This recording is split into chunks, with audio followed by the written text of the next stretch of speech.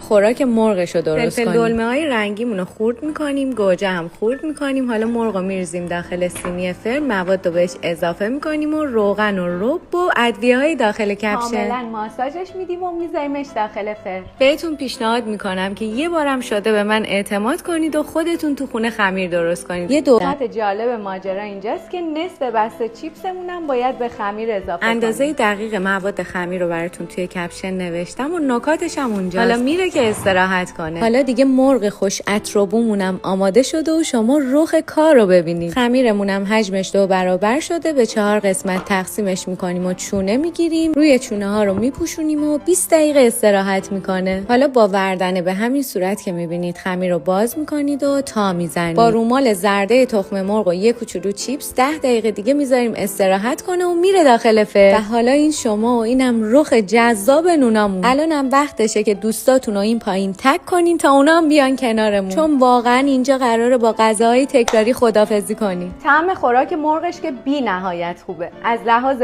بافت و طعم نونم که باید بهتون بگم اصلا نباید شک کنید و حتما باید امتحانش کنید. امیدوارم که درستش کنید.